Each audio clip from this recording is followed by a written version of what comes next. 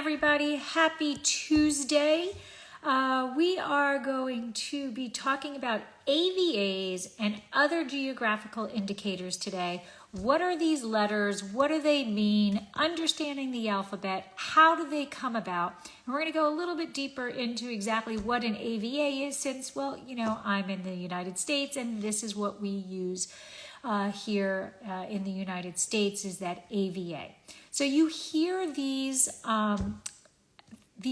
they're actually, I guess, initialisms, right? Because they're just shortened. So we hear these quite a bit. We're AOC, DOC, AVA, thank you for the hearts. But what do they actually mean, right? So we have an appellation d'origine, controle, denomination d'origine, controle, and here in the United States, the American viticultural area. So these are all shortened initialisms to represent designated areas in the wine world. Now there are a few differences. So such as like the AOC and the DOC, there is an actual regulating body that specifically requires what the winemakers must do in order to attain that status. They need to grow certain grapes. They need to grow them in a specific fashion, maybe specific trellising or when they can harvest, what they can harvest, what the sugar level is, all of this stuff. But here in the United States, the AVAs is not really a regulatory board. We don't have a tasting panel. We don't have anything like that. So the big difference is that these AOCs, DOCs, and especially with, the guaranteed ones, these have a tasting aspect to it. And they are guaranteeing a specific level of quality. Here in the United States, we don't have that designated requirement of designation of quality. It is just more of a terroir-based concept. So the first regulatory board was actually created in Châteauneuf-du-Pape in 1924. And this came about because they were very much concerned about declined quality and especially fraud due to the phylloxera pandemic. So 5 years later, in 1929, Côte d'Aron, they created their union and they followed in those footsteps of Châteauneuf-du-Pape. And then finally in 1935, thanks to the decree law, the AOC was officially created.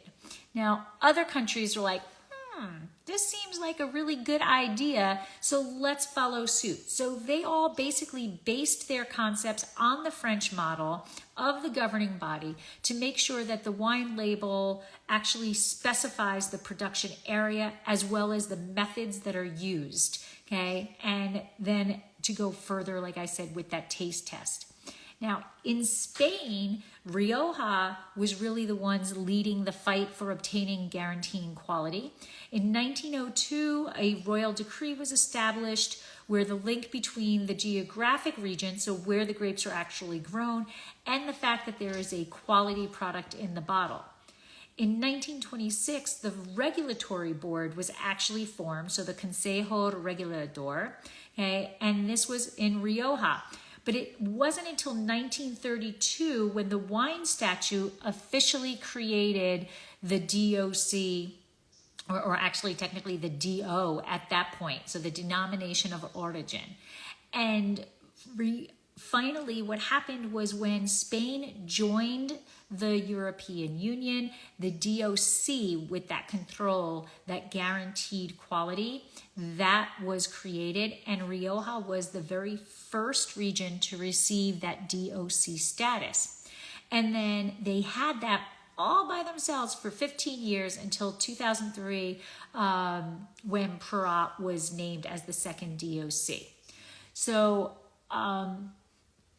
the interesting thing about a DOC in Spain is that there's also a financial component to it. That if a region is a DOC status, they must be charging at least double of the national average of what a DO is. So very, very different than what we have. Now, here in the United States, we are a younger wine nation. It took us a very, very long time for us to say, hey, let's start talking about this regulation stuff. But they took a very different approach. So you would think that the first AVA would be in California, but it wasn't. It actually goes to AVA in Augusta, Missouri. And they were the first recognized AVA on June 20th, back in 1980. Now, the first California AVA came 1 year later in 1981, and that is, of course, Napa Valley.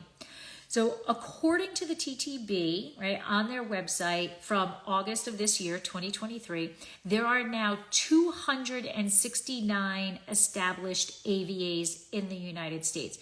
And California has totally taken over with the most AVAs. So they have 149 of those 269 AVAs. So now these American viticultural areas, they are strictly determined by geographical boundaries. So very different. In the European countries, we have the geographical boundaries, but then we also have the concept of quality guarantee. In the United States, it is strictly geographical boundaries. So we do not have a tasting panel for AVAs, and we do not have a regulatory board.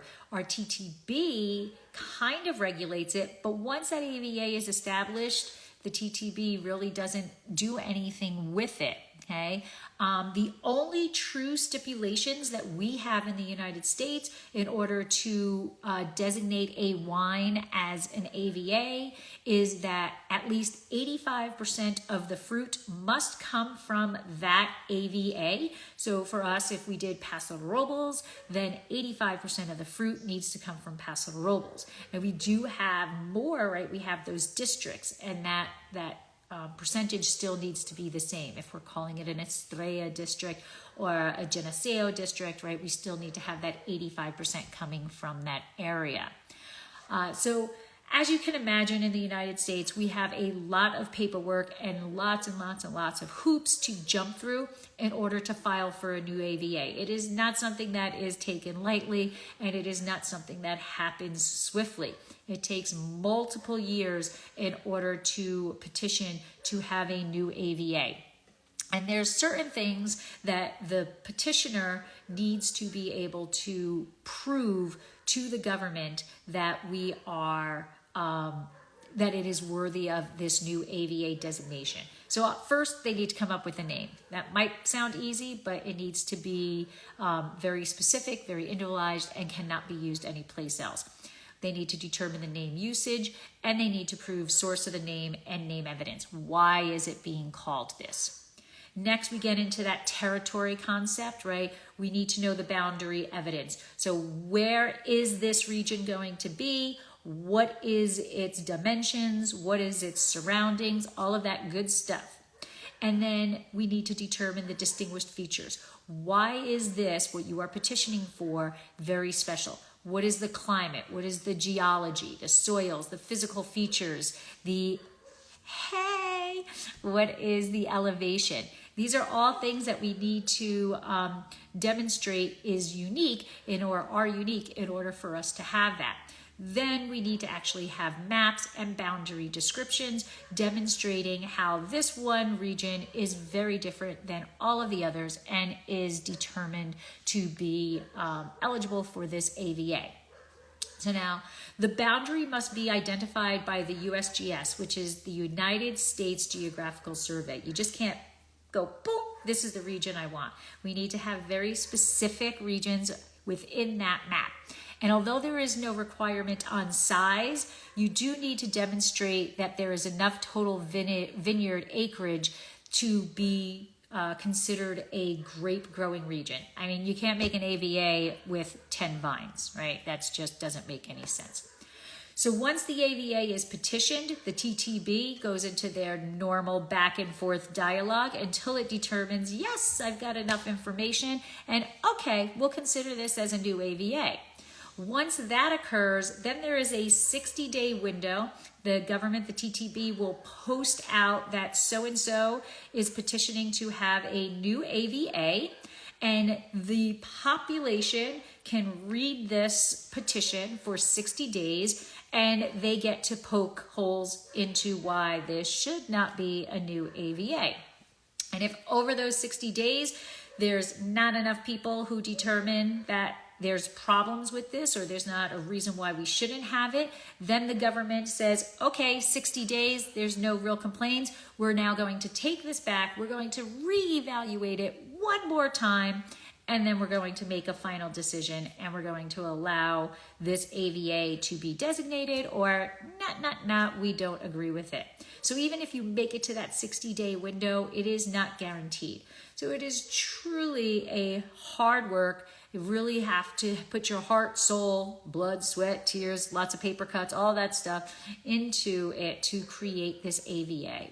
So these are kind of these geographical indicators that determine where things are. And here in the United States, these are all of our AVAs. This is where these AVAs are. And I read something that said that since the pandemic, there has been increased a surge of AVAs that have been created. And my guess is, everybody was sitting around saying, what can I do during the pandemic? And starting to petition to make their region a new AVA. So as I said, I think it was like almost 100 new AVAs in like the last 10 years and like 30 in the last 3 years. So a lot of these AVAs are popping up, and a lot of people are working hard to demonstrate that their region of wine growing is unique. So why is this important? Because you're demonstrating that there's something special about your region, okay? That it is different than the region next to it. But the big key is in the United States, it doesn't show quality. Okay? We can have a whole range of different wines that have an AVA designation, but there is no taste panel here in the United States. So that is it. I hope you enjoyed learning about the AVAs, the alphabet of the government of the countries, and how we regulate where the wine comes from. If you have any questions that you would like to ask, leave them in a comment and let me know that I can cover them in future Get Lives. And, do all the stuff you do here. Like, share, comment, do all that stuff. Follow, and I will talk to you soon. Have a fantastic week. Slancha.